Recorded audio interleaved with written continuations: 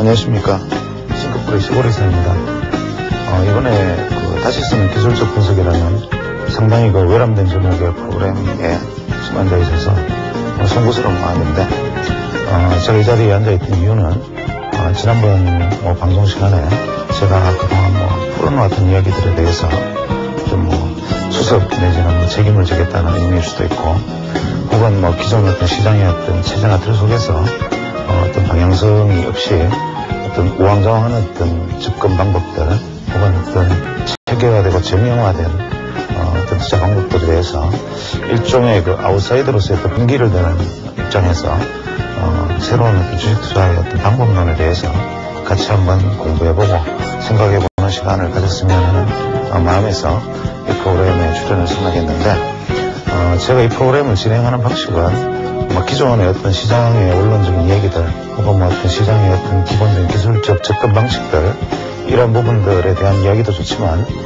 사실은 어떤 그러한 기술적 접근들이나 분석 방법들이 현재 우리 시장에서 과연 이제 얼마나 무난히 적용할 수 있고, 얼마나 개인 투자자들이 자신의 무기로 활용할 수 있는가라는 관점에서 잘못된 내용들이나, 혹은 또 오류들, 혹은 또 대응의 문제에 있어서 변수 요인들을 같이 한번 짚어보는 시간을 가졌으면 합니다.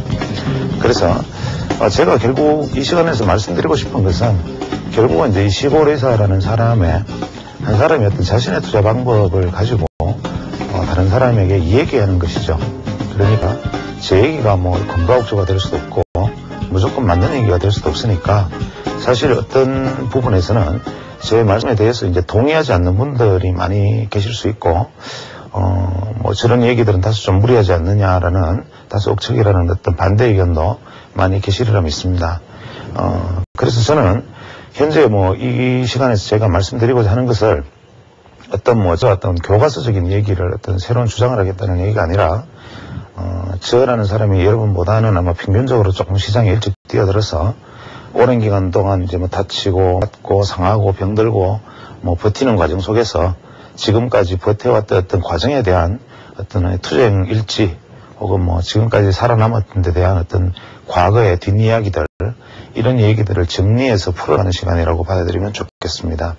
그래서 현재 우리 시장에서 일반적으로 받아들여지고 있는 기관 투자자뿐만 아니라 개인 투자자들에게도 보편적으로 받아들여지고 있는 어떤 아무런 의문이 없는 어떤 분석 방법들, 이런 것들이 과연 원래의 어떤 분석 방법들의 생각들에 충실히 접근하고 있는가. 많은 사람들이 예전에 어떤 미국이나 일본의 어떤 주가 이론을 번역하고 소개하는 과정 속에서 한국의 출판 문화가 그렇지만, 이러한 어떤 내용들이 표절을 반복하고, 또 다른 사람이 인용과 표절을 거치면서 하이브리드, 그러니까 이제 혼합된 어떤 실제 원주소가 없는 어떤 이론으로 변질되어 버린 부분들, 이런 부분들을 또 한번 짚어보고, 그 다음에 이제 요즘 시장이 아무리 상황이 좋지 않다 보니까 시장을 이끌어가는 이제 제야의 전문가도 있을 수 있고, 안에 제도권의 전문가도 있을 수 있는데, 이러한 소위 전문가분들이 나만의 비기라고 주장하는 부분들이 과연 이제 그것이 비기인가, 어딘가 감추어져 있던 어떤 죽어있던 이론들을 새삼스럽게 포장하고 화장해서 들고 나와서 이것이 시장의 어떤 새로운 무엇인가 들고 나와서 혹시 고민하는 부분은 없는가. 그 다음에 현재 기존 그렇다면 검증된 기술적 방법들이나 방법론적인 테크닉들, 이러한 부분들을 개인 투자자들이 아주 무의자재하게 아주 시줄로 낱줄로 얽어서 내 것으로 만들면서 대응을 유연하게 할 수 있는 방법은 없는가, 이러한 부분들에 대해서 접근할 생각이고, 그렇게 하기 위해서는 제일 먼저 눈높이가 사람마다 틀릴 수 있으니까, 그 사람의 눈높이가 어떤 분들은 일반적으로 우리가 기술적 분석에 있는 여러 가지 내용들을 다 꿰고 계신 분도 있을 것이고, 또 어떤 분들은 전혀 양봉 음봉이 뭔지도 모르는 분들도 있을 수 있습니다.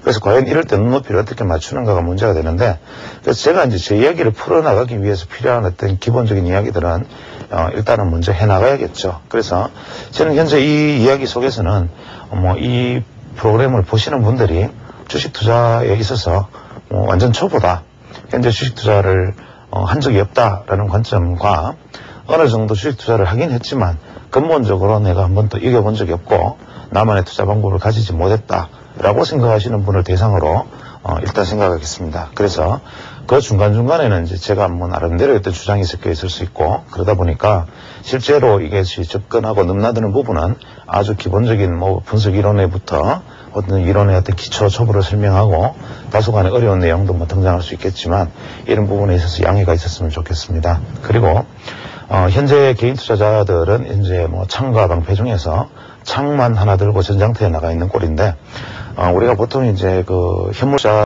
하시는 분이 대부분인데, 과연 그 선물이나 옵션 부분이 개인 투자자들이 내가 모르고 전장터에 나가 있을 때 다만 나는 갑옷 없이 창을 들고 전장터에 나가 있는 것은 아닌가.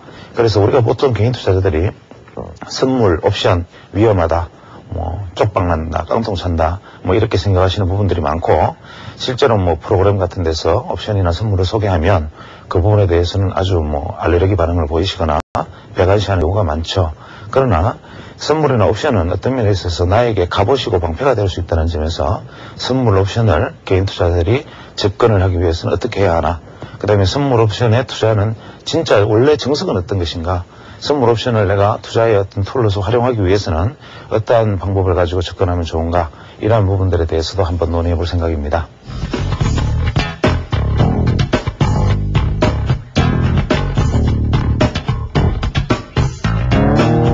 자, 우리가 주가 분석을 말을 하면 주가 분석은 어떻게 하느냐, 거기에 대해서 이론의 여지가 없습니다.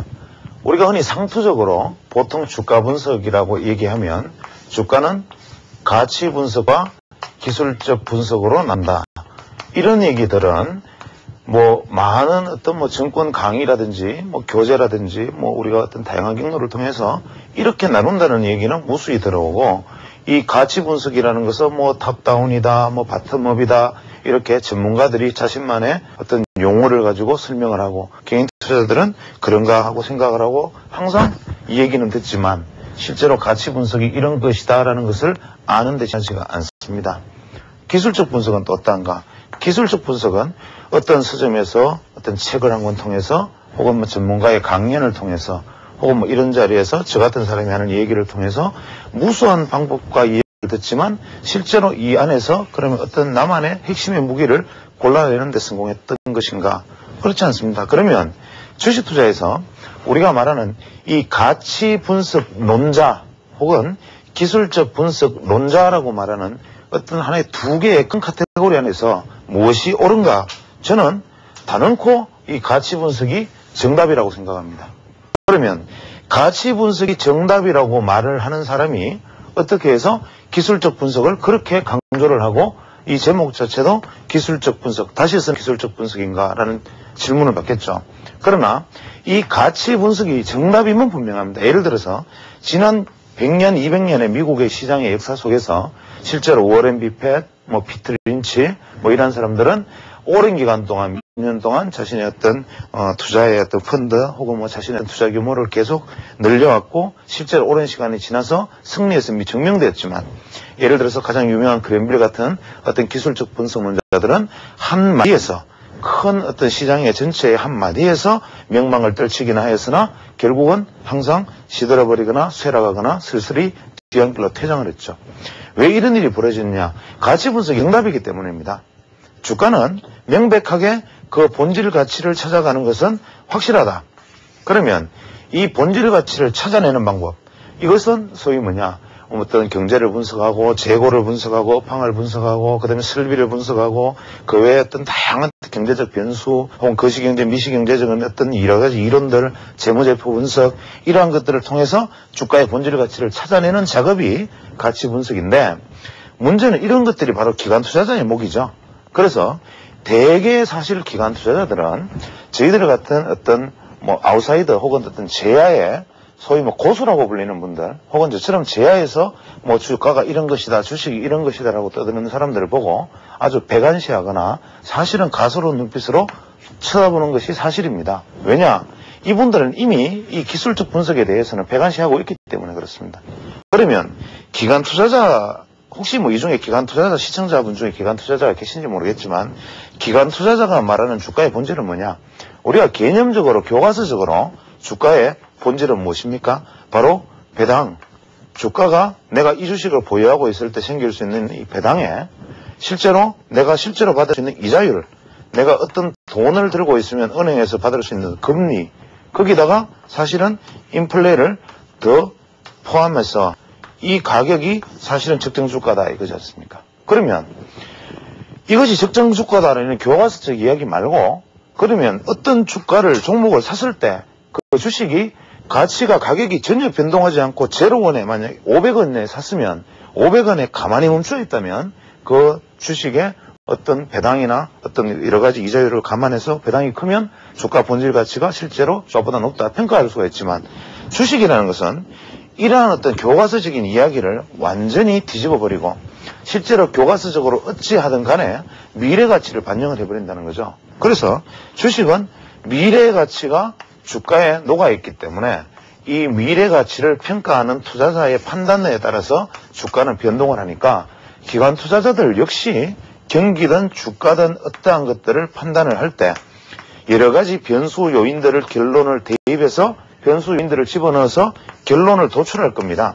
그러면 기관 투자자들 역시 소위 말하는 이 본질 가치를 산출하기 위한 기술적 분석을 하고 있는 거죠. 그래서 우리가 주가에 관련된 주가 변수를 가지고, 주가 변수와 이것이 매개되는 여러 가지 사안을 가지고 주식의 미래의 흐름을 예측하는 소위 말하는 기관 투자자들이나 본질 가치 분석론자들이 배관시하는 기술적 분석이나, 기관 투자자들이 말하는 적정 가치 산출 방법이나 무엇이 다르냐? 같다는 거죠. 왜 같으냐? 아무리 가치 투자, 가치를, 실제 가치, 본질 가치, 기업 가치, 본질 가치를 따진다 해도 결국 이 사람들이 나아가서 내리는 결론은 여러 가지 변수 요인들을 집어넣어서 발생하는 결과를 도출해낸다는 측면에서는 역시 기술적 분석이죠.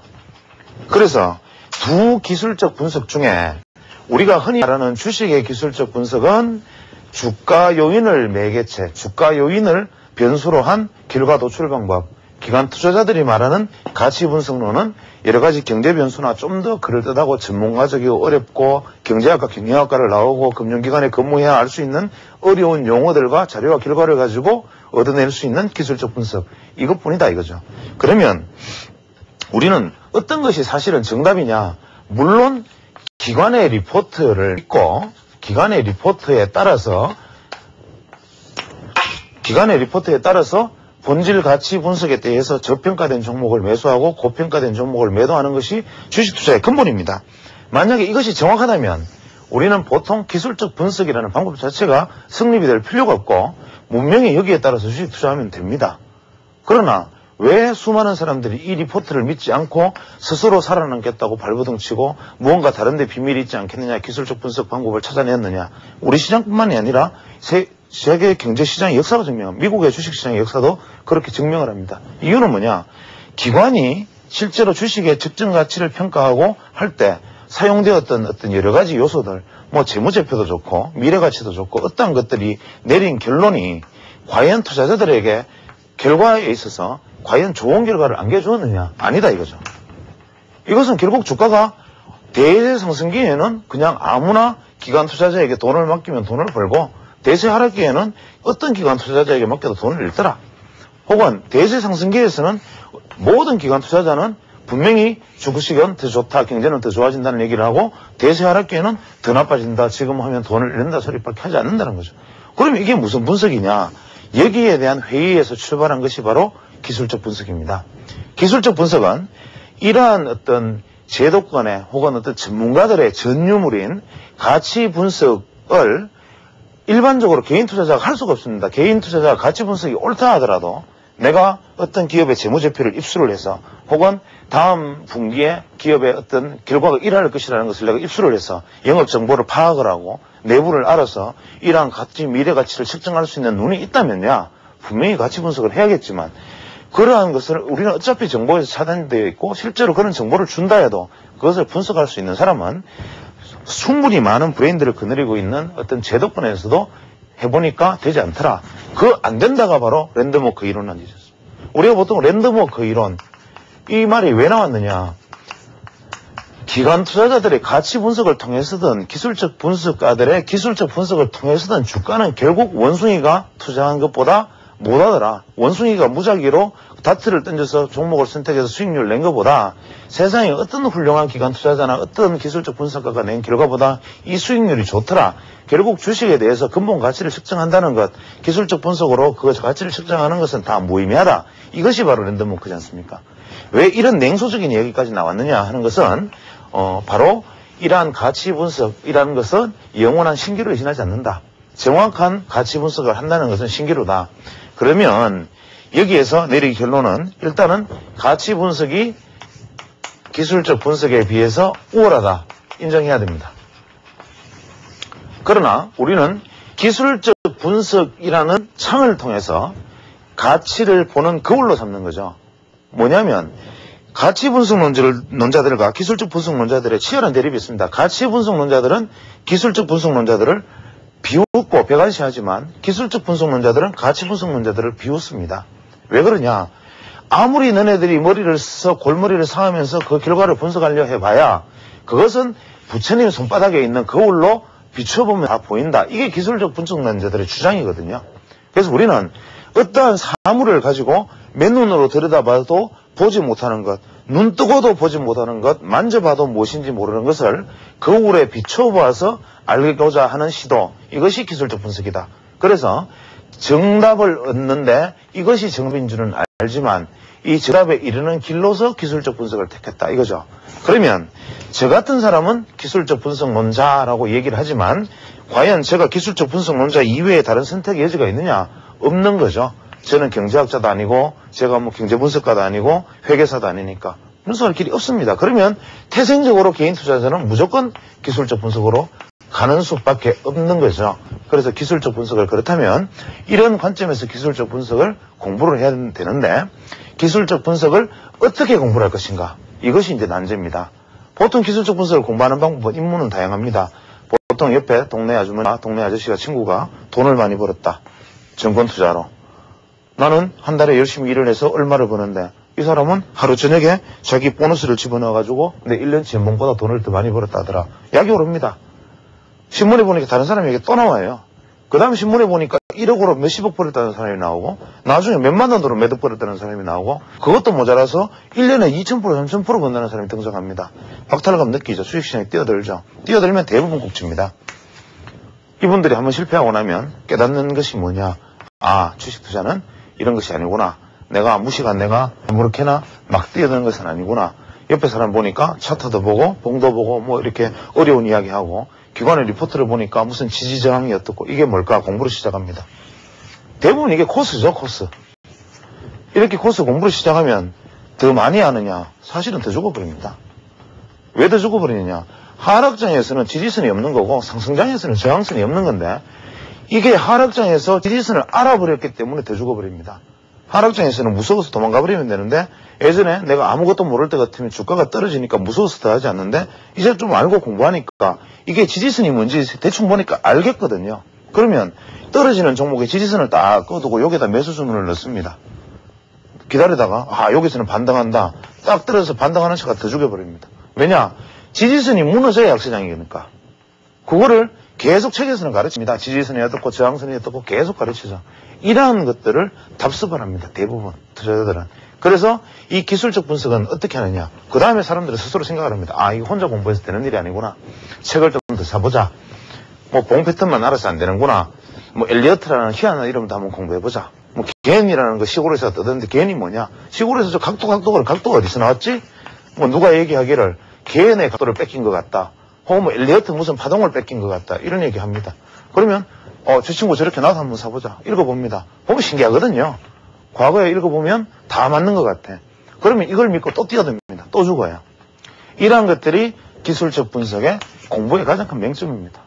이렇게 해서 다쳐보고 무수하게 상처 입고 깨매고 터지고 매어 터지고 다 한 다음에 마지막에 이르는 길은 뭐냐. 배우자.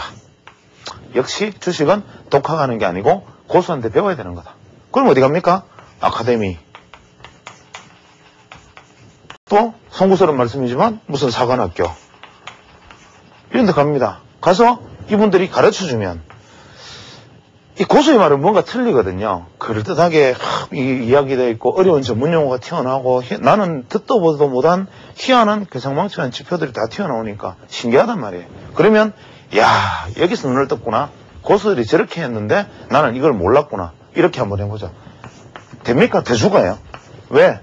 고수가 없거든요. 이 사람들이 가르치는 사람이 고수면 우리나라에서 주식 투자로 재벌된 사람이 나와야 된다고 제가 지난번에 말씀드렸습니다. 고수는 없는 거죠. 그럼 어떡하란 말이냐. 독학해도 안 된다. 배워도 안 된다. 책도 읽지 마라. 그럼 당신은 항상 주식 투자 하지 마라는 얘기밖에 더 하느냐. 그러면 주식 투자 하지 마라 할 것 같으면 왜 정권방송이 있고 거기 나와서 당신 같은 사람이 떠드느냐. 그럼 그 문제에 대해서 한번 얘기해보자 이거죠.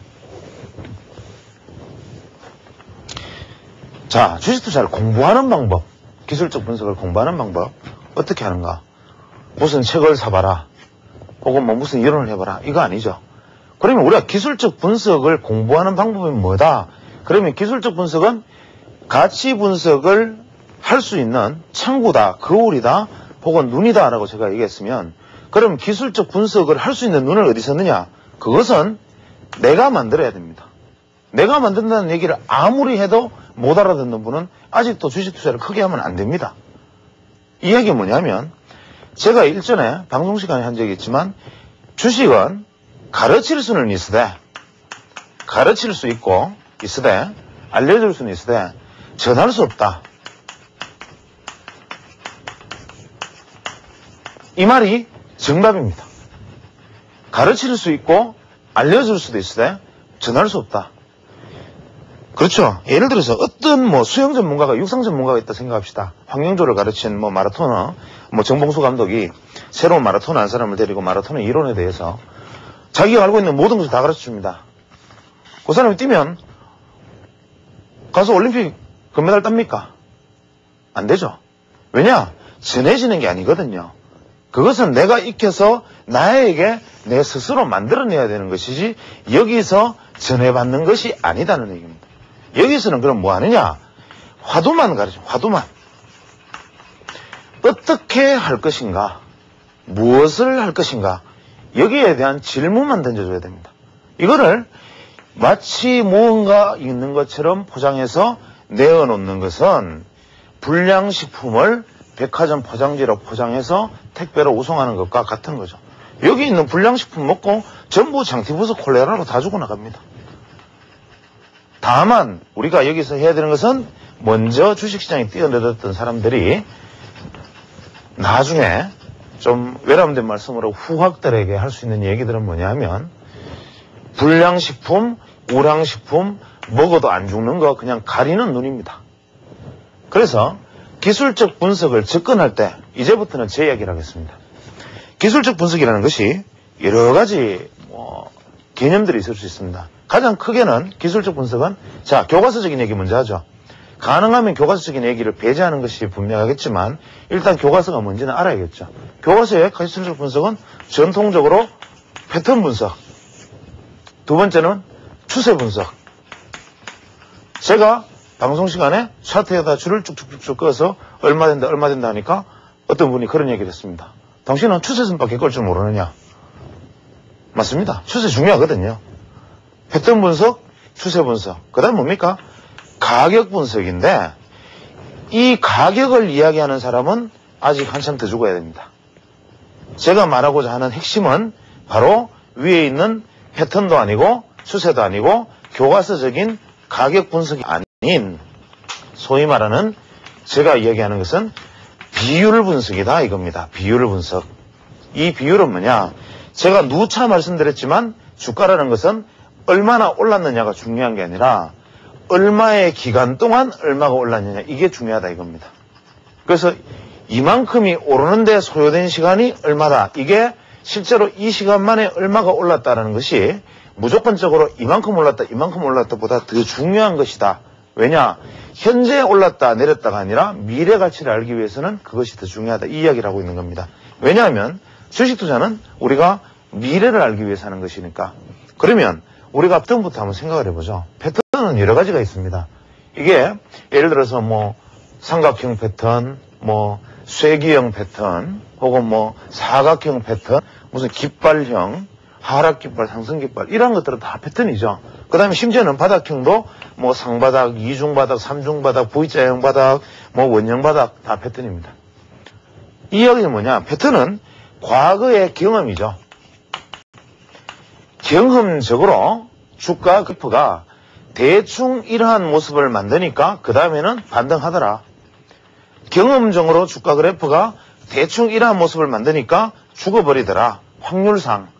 그러니까 우리가 미래에도 이러한 모습을 만들면 반등을 하고 이러한 모습을 만들면 떨어지지 않느냐. 그래서 이것을 이중 바닥의 패턴이라고 삼중 바닥의 패턴이라고 하자라고 얘기를 하는데, 문제는 이 패턴 분석의 가장 큰 오류는 뭐냐 하면 이것이 추세 반전 지점을 가르쳐 주는 것이 아니라 추세 내에서만 해당된다는 거죠.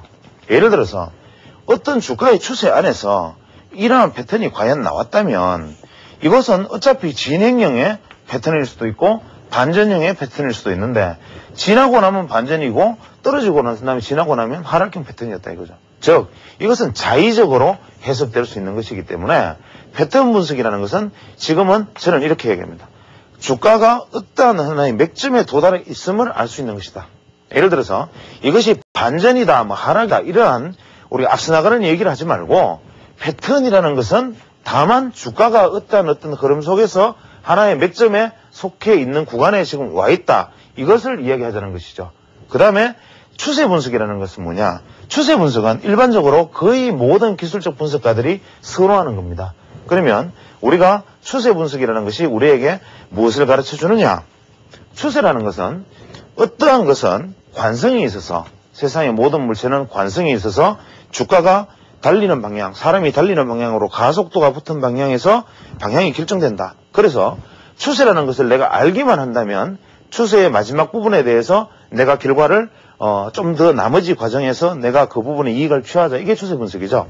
예를 들어서 주가가 이러한 어떤 상승의 추세를 만들고 있다면 이것이 추세가 확인되었을 때 이 추세의 끝이 이까지라면 여기서 들어가서 이만큼의 이익을 취하자. 이것이 추세 분석입니다. 반대로 주가가 하락 추세에 있다면 이 하락 추세 국면 안에서 나머지 이 하락 추세가 끝날 때까지 이 구간을 이익을 취하자. 이것이 추세 분석이죠. 그러면 추세 분석이 내가 예를 들어서 여기 들어갔을 때 이만큼이 더 가면 좋지만, 만약에 내가 추세가 확인되고 들어간 지점이 추세가 반전하는 지점이라면, 또 내가 추세가 하락하는 국면에서 다시 반전하는 국면에서 실제로 나는 하락 추세의 나머지 연장이라고 판단했다면 어떡하느냐. 그래서 추세라는 것은 지나고 난 다음에 후행적으로는 분명히 설명하기 쉽고, 세상의 모든 주가를 과거의 어떤 이론으로 보면 추세로는 모든 것이 설명이 되어지지만 현재 미래에는 한 치 앞도 장담할 수 없는 것이 추세 분석이다. 그러면 여기서 말하는 가격 분석이 아닌 비율 분석은 뭔가? 비율 분석은 힘이, 에너지가 남아있는가 그렇지 않은가를 아는 거다는 거죠. 이 부분에 대해서는 좀 더 깊이 들어가야 될 것 같으니까 일단 여기서 비율 분석에 대해서 제가 앞으로 이야기를 해나갈 것입니다 라는 어떤 예고편으로 생각하시면 되고, 주가라는 것은 시간 대비 가격, 가격 대비 시간이라는 것을 미리 여기서 전제를 하고 이것을 시작을 합니다. 그 다음에 우리가 보통 기술적 분석가들이 가지는 오류 중에 가장 중요한, 가장 큰 핵심적인 오류는 뭐냐면, 주가에서 패턴, 추세, 가격, 저는 여기서 비율이라고 얘기하지만 패턴, 추세, 가격 다음에 빼먹은 게 뭡니까? 바로 심리입니다. 이 심리라는 요소를 보통 가장 도외시하지만 실제로 사람들이 가장 궁금해하죠. 우리 흔히 시장심리 이런 얘기 많이 합니다. 심리가 과연 무엇인가? 심리는 그럼 심리학자들이나 심리 전문가들이 파악하는 것인가? 그건 아닙니다. 시장심리라는 것은 이 차트 속에서 살아있는 에너지를 바로 느끼는 거죠. 거래량, 주가, 여기에서 형성되는 봉들이 말하는 것을 내가 이 차트 속에서 이 말을 읽어야 됩니다. 너무 현학적인 얘기로 들릴지 모르겠지만 차트를 펴놓고 그 차트상에서 수많은 수십만 수백만의 투자자들이 매수와 매도의 치열한 심리적 전쟁을 이루어내는 모습들, 그 전쟁터에서 칼이 부딪히고 창이 부딪히는 소리를 바로 차트에서 들어야 됩니다. 이게 바로 심리 분석인데, 이러한 것은 그럴듯한 어떤 말재주 있는 사람이나 심리학자가 시장 심리는 이런 것이다 라고 설명해 줄 수 있는 것은 아니고 분명히 내가 몸으로 이것이 느껴져야 됩니다. 예를 들어서 시장 심리를 간단하게 한번 생각을 해보면, 예를 들어서 우리가 어떤 종목에서 주식을 샀습니다. 특히 주가가 만약에 횡보하고 있다고 가정을 하죠. 내가 이 종목을 사서 지나가는데 계속 시간이 흘러도 주가가 변동이 없습니다. 차라리 떨어지면 손절매나 하고 오르면 추가 매입이라도 하겠지만, 이것도 아니고 저것도 아니고 계속 보유 필요가 생깁니다. 왜냐하면 다른 종목은 움직이는데 나는 움직이기가 아니니까, 내 종목은 움직이지 않으니까 필요하죠. 그러면 뭡니까? 호시탐탐 A 포기해버릴까 싶지만 포기를 못합니다. 왜냐하면 내가 이 주식을 살 때는 분명히 이유가 있었거든요. 내가 이 주식을 산 이유는 분명히 이 종목이 앞으로 좋을 것 같으니까 라는 판단으로 샀기 때문에 항상 이 종목을 나는 긍정적으로 볼 수밖에 없는 거죠. 긍정적으로 보는 눈에서 내가 만약에 팔고 난 다음에 주가가 급등하면 어떻게 할까라는 불안감이 이 종목을 팔 수 없게 만듭니다. 그러나 보유 필요가 누적돼서 내가 이 종목을 만약에 팔았다고 가정하면 내가 이 금액으로 다른 종목을 샀더라도 나는 내가 새로 산 종목보다는 내가 팔았던 종목만 자꾸 뒤돌아봅니다. 자꾸 돌아보고 저 종목 혹시 오르지 않았을까? A 관심 종목이 지워버리자. 지워버려 놓고도 그 종목이 하루에 뻘겋게 올라가면 와, 괜히 팔았다. 나는 역시 주식 보는 눈은 있는데 재수가 없어. 내가 분명히 주식 보는 눈은 있어. 저봐, 내가 간다 그랬지. 이런 이야기 합니다. 그 다음에 그 종목이 시퍼렇게 떨어지면 팔기를 정말 잘했지. 내가 들고 있으면 어떡하나. 그러다 그만하면 또다시 땅을 칩니다. 이것이 전형적인 개인 투자자의 투자 심리죠. 그런데 이 종목을 만약에 안 사고 바라보는 사람의 입장에서 보면 어떨 것 같습니까? 현재 상황에서 이걸 사겠습니까? 방향이 결정이 되면 오르는 거 확인하고 사겠다. 떨어지면 더 떨어질 때까지 기다리겠다. 삼자의 눈은 그렇단 말이죠. 그러면 내가 어떤 종목을 가지고 있을 때 삼자의 눈으로 보면 이걸 내가 사지도 않고 오르든 내리든 움직이면 사겠다 할 것을 이전에 사고 있으면 다른 사람이 내리는 판단 지점에 올 때까지 나는 보유 필요를 느끼는 거죠. 그래서 시장이라는 것은 수많은 사람들의 생각이 현재 내 시점에 내 생각과 다른 사람의 생각이 틀릴 수밖에 없는 이유죠. 그런데도 불구하고 모 차트 분석가들이 가끔 이런 짓을 잘합니다. 제가 이런 짓이라고 표현하는데, 자, 어떤 종목이 주가가 이렇게 떨어지고 있습니다. 이렇게 떨어지는 상황에서 자, 지금 매수해야 됩니다 라고 얘기를 합니다. 그럼 매수를 한다. 그럼 매수의 이유는 이 종목을 차트를 거꾸로 뒤집어 놓고 한번 봅시다. 예를 들면 정 사이트도 좋고 어떤 강연에도 좋고 차트를 요즘 그 편집 프로그램은 180도 회전이 가능하죠. 뒤집어 놓으면 주가가 어떻게 됩니까? 이런 주가가 되겠죠. 자, 이 종목이 이렇게 상승했다고 가정합시다. 이제부터는 조정받아야 되지 않겠습니까? 그렇죠? 그러면 떨어지는 주가가 여기서는 반등하는 것이 맞죠. 이렇게 설명을 합니다. 실제로 모든 개인 투자들도 요즘 이런 거 잘합니다. 제가 어떤 분이 저한테 질문할 때도 이런 경우를 사례를 받고 심지어는 자기 자신의 어떤 별명에다가 차트 전문가라는 어떤 의미를 가진 이름을 쓰는 모 유명 차트 전문가도 제가 이런 소리 하는 걸 봤습니다. 이 말이 맞다고 생각하십니까? 이 사람은 좀 외람된 말씀을 드리면 한참 더 주고 봐야 됩니다. 주식시장에서 훨씬 더 깨지고 터지고 해보고 난 다음에 주가가 뭐라는 것을 자기가 몸으로 깨닫고 난 다음에 그때 이런 이야기를 안 하게 될 겁니다. 뭐냐면 밀어 올리는 것과 굴러내리는 것이 어떻게 같느냐는 겁니다. 주가가 올라내릴 때는 산으로 밀어 올리는 것이고 떨어질 때는 바로 히말라야 눈사태처럼 굴려버리는 거죠. 주가가 떨어질 때 마찬가지 아닙니까? 주가에 떨어지는 주가의 바닥은 음봉이 점점 길어지는 음봉이 마지막에 길게 뚝 떨어지는 개바닥이 돼야 바닥이고, 상승하는 종목은 어떻습니까? 올라가는 양봉이 점점 작아져가지고 양봉의 폭이 적어지면 천장입니다.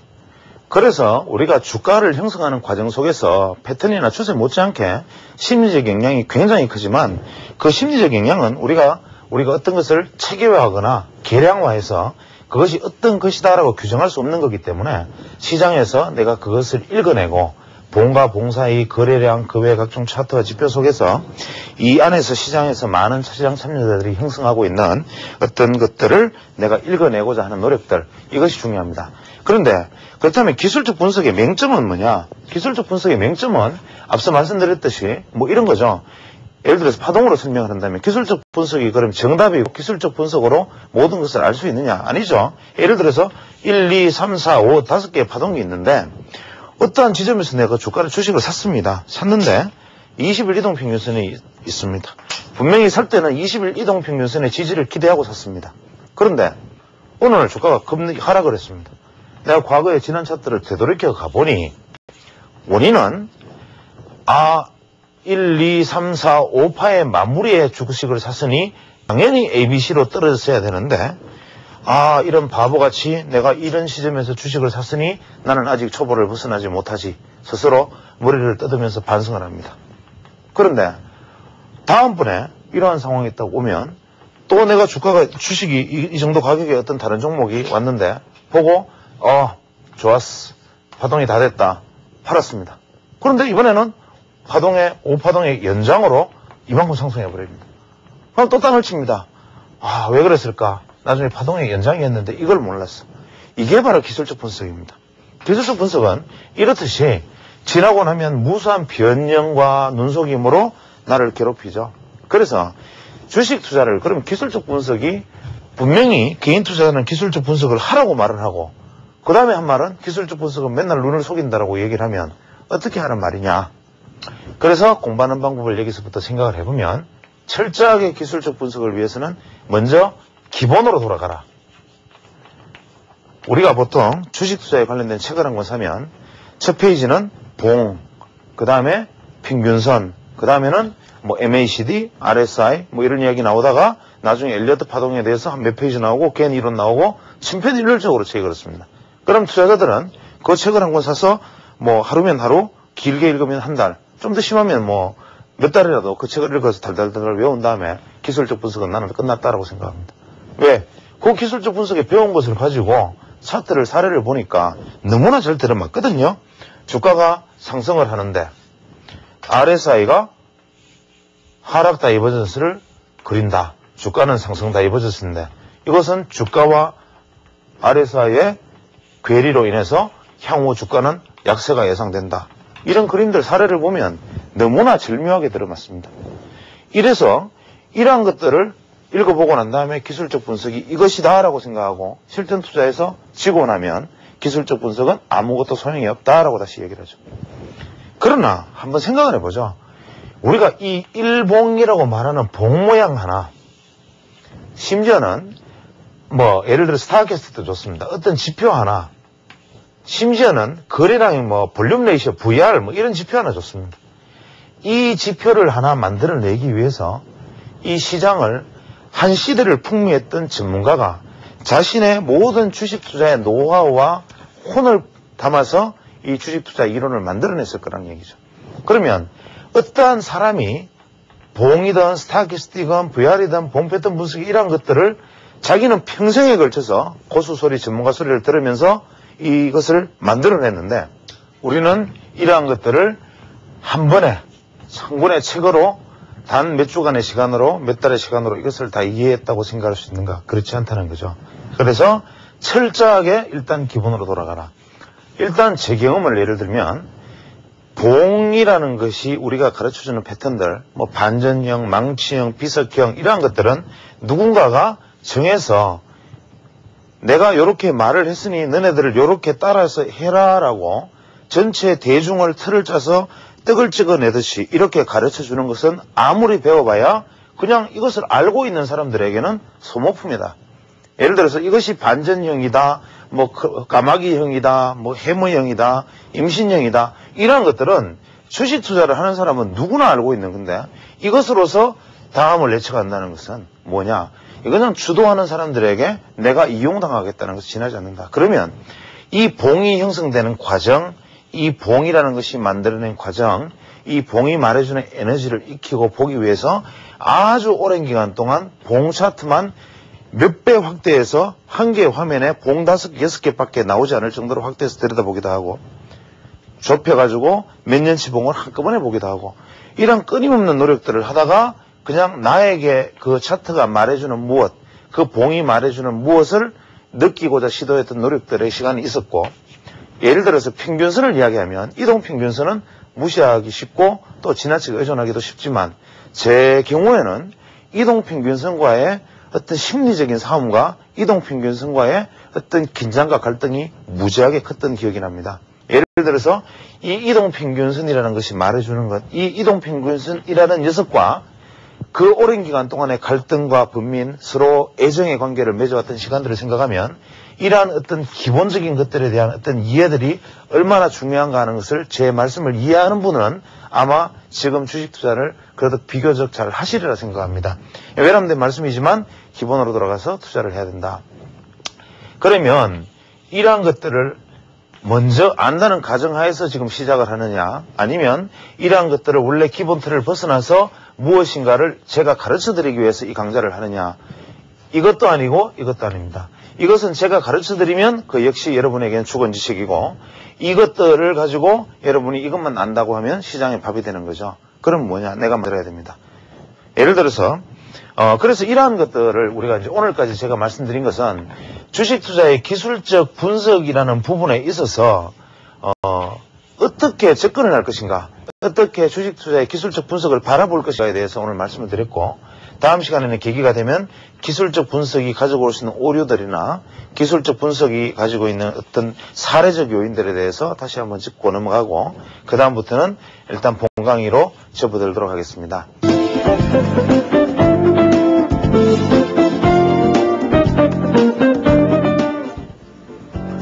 이번 섹션 이야기가 있는 풍경은 사실 이 프로그램 담당 PD하고 이제 프로그램 문제에 대해 상의를 하다가 어차피 뭐 제가 주식 투자에 대해서 어떤 정답을 줄 수도 없는 것이고 저 한 사람이 어떤 이야기를 하고 있는 것이라면 그것이 딱딱한 주식 이야기 혹은 뭐 살벌한 시장 이야기, 때로는 뭐 제가 가격한 부분이 있어서 때로는 뭐 울분을 토할 때도 있지만 어떤 이러한 어떤 삭막한 이야기들 속에서 투자자들은 거의 대부분 주식 투자하시는 분들은 뭐 저녁이든 아침이든 저녁이든 머릿속에 장이 오르면 오르는 대로 떨어지면 떨어지는 대로 항상 주식, 뭐 주가, 뭐 돈 이런 문제에 대해서 항상 무거운 무리를 안고 있습니다.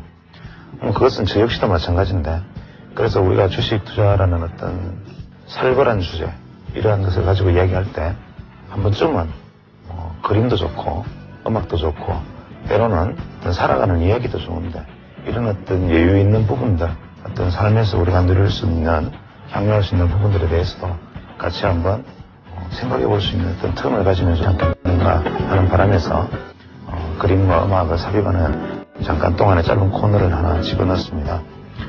저 역시 뭐 그림에 대해서는 저희가 없고 음악 역시 마찬가지지만 이 프로그램을 보시는 시청자들이 실제로 나는 이러한 음악이나 이러한 그림들을 주식 투자를 할 때 머리가 아프고 혹은 마음이 아프고 괴로울 때 나는 이러한 그림과 이러한 음악을 보면 좋았다. 그래서 나한테 위로받는 그런 이러한 것이었다. 뭐 이런 것들이 있다면 얼마든지 자료를 주시면 우리 담당 PD 스님께서 또 선곡을 하실 거고, 일단 당분간은 제가 보통 이제 우리가 뭐 의사들 입장에서 보면 환자들에게 뭐 마음의 병을 치유하는 음악이 있을 수도 있고 뭐 마음의 위로가 되는 어떤 그림이 있을 수 있죠. 그래서 예술이라는 것도 하나의 어떤 뭐 인간의 위안을 주는 하나의 수단이라고 본다면 주식 투자에서 뭐 투자라는 것이 뭐 투자 기법도 있겠지만 클리닉이라는 것도 있다는 측면으로 본다면 주식 투자 클리닉의 하나의 어떤 넓은 범주 안에서 혹은 뭐 이 시간 강의 속에서 어떤 짧은 시간 속에 어떤 휴게 공간 혹은 어떤 라운지라는 개념에서 짧은 시간이나마 우리 음악도 좋고 우리 그림도 좋고 혹은 뭐 서양 음악과 서양 그림도 좋고 때로는 뭐 아름다운 시도 좋겠죠. 이러한 것들을 잠깐 삽입해서 우리가 주식 투자 같은 어떤 살벌한 전쟁터 안에서 어떻게 여유를 가지고 한 번쯤 뒤돌아보는 계기를 이렇게 마련해보자 하는 의미에서 이 프로그램이 만들어졌습니다. 오늘 소개할 그림은 스페인 화가 무릴료가 그린 과일 파는 소녀 그리고 소년입니다. 이 그림은 원래 그 스페인에서 사회의 어떤 저변에 빈민가의 어떤 소년 소녀들의 어떤 삶의 모습들에 천착했던 무릴료라는 화가가 항상 그 자기 자신의 어린 시절을 대입해서 소년과 소녀의 모습 그리고 빈곤과 가난의 모습들을 포착해서 그 빈곤과 가난, 그 고통 속에서 오히려 표현할 수 있는 어떤 사랑과 애정, 믿음과 신뢰라는 부분들을 그림으로 표현하고자 노력했던 화가입니다. 그래서 이 그림을 한번 살펴보시면서 이 그림과 같이 첨부된 음악, 러시안 orthodox music이라 그러죠. 러시아 전교 음악 중에서 종교적인 어떤 제목들이 달려있기 때문에 제목 소개는 하지 않겠습니다만 러시아 소년 합창단의 목소리로 한번 같이 들어보겠습니다.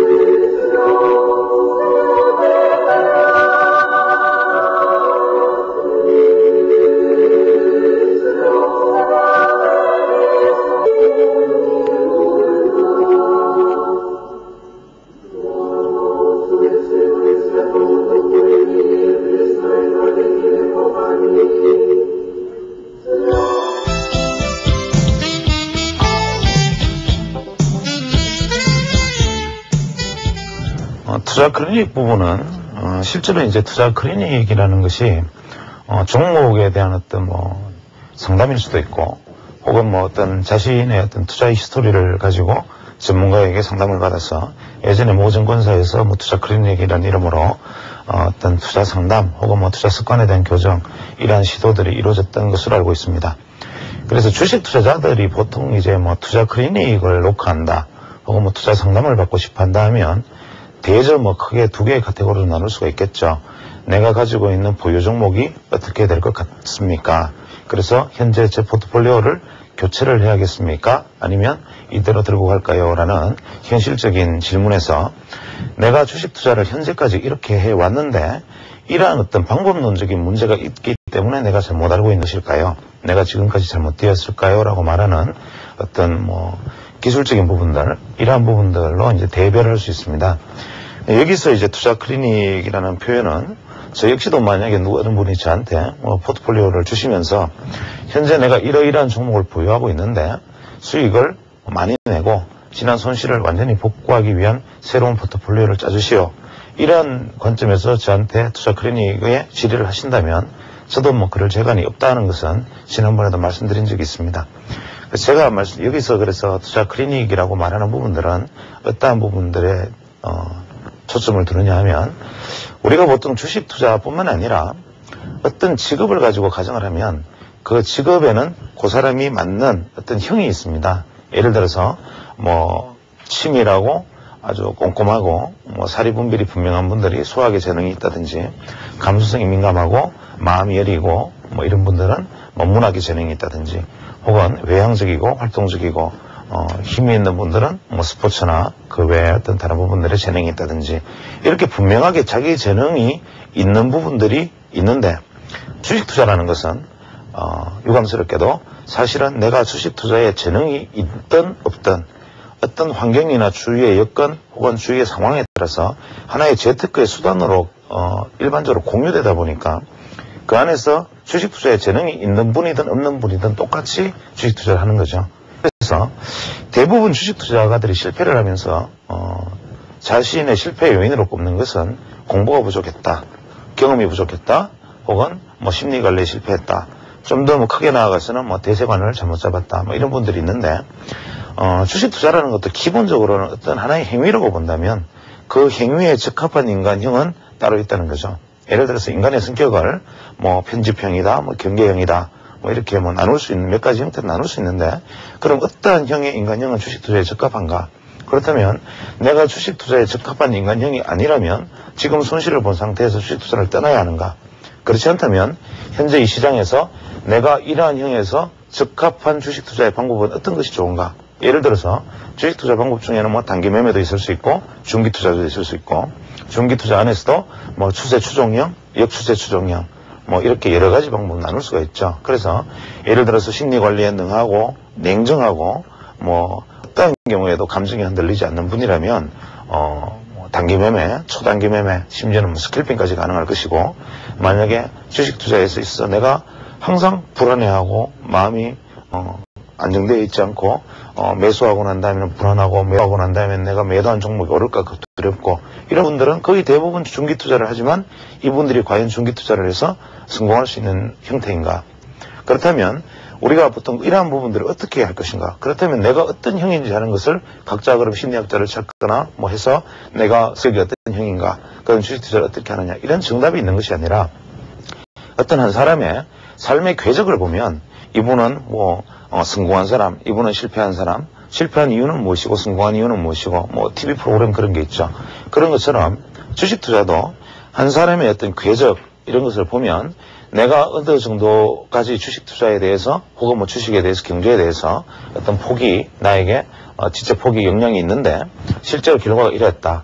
그 과정 속에서 이러한 과정을 거쳤고 대부분 이런 시점에서 나는 이러한 행동을 했고 이렇게 했는데 현재 이 지점에 도달해 있다. 또 그와 반대로 뭐 나는 이러이러했기 때문에 이렇게 했다. 내가 성공한 경우는 이렇게 해서 성공을 했는데 결과론적으로는 이렇게 되었다.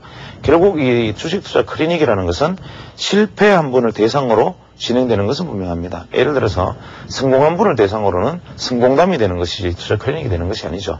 그래서 이 주식투자 클리닉은 어떤 한 개인의 주식투자의 어떤 이력에 대한 그 전체적인 어떤 뒷이야기들, 하나의 어떤 궤적들을 추적해서 왜 이런 부분들은 실패할 수밖에 없는가? 이분이 만약 그대로 이렇게 두었을 때는 앞으로도 어떤 국면에서 이렇게 대응할 수밖에 없다.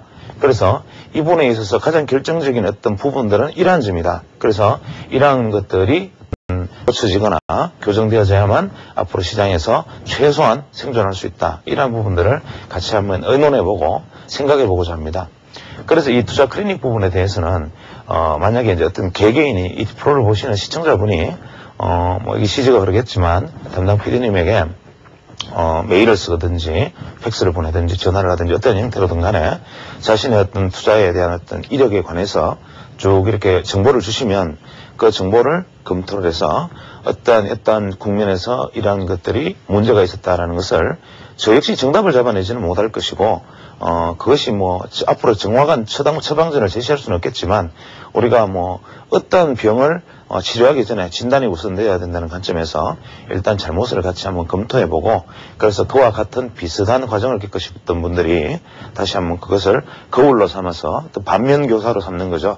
그렇게 해서 앞으로 내가 어떤 도움을 받았으면 좋겠다. 뭐 이런 관점에서 시작된 프로이기 때문에 시청자분들이 여기에 대한 이야기들, 자신의 일액에 대한 이야기들을 적어서 보내주시면 저희들이 그것을 대상으로 한번 검토를 해보겠습니다. 다만 다시 한번 말씀드리지만 향후에 내가 돈 벌 수 있는 포트폴리오를 짜주시오. 뭐 이런 것들은 거부되겠죠. 그래서 꼭 하고 싶었던 내가 알고 싶었던 부분들에 대해서 상세한 어떤 그런 이야기를 주시면 같이 한번 의논해 보았으면 합니다.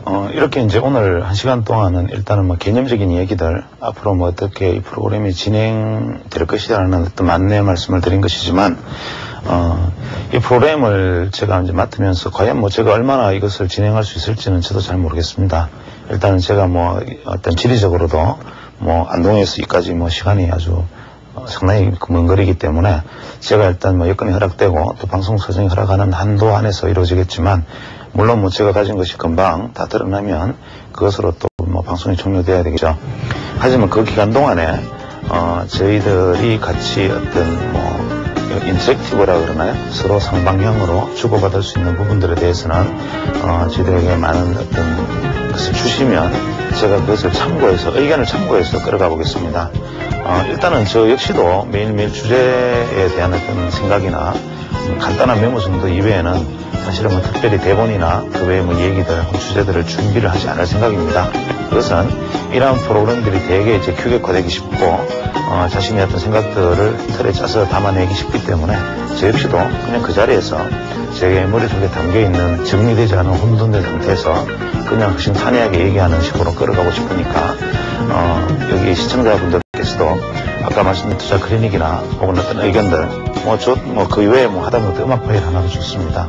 이런 부분들을 이렇게 안내가 나갈 것으로 생각되지만 여기에 주소로 만약에 이제 연락을 주시거나 의견을 남기시면 충분히 반영해서 상방 형성이 구현될 수 있도록 해보았으면 하는 게 바람입니다. 오늘 뭐 긴 시간 동안 이 프로그램을 시청해 주셔서 대단히 감사합니다.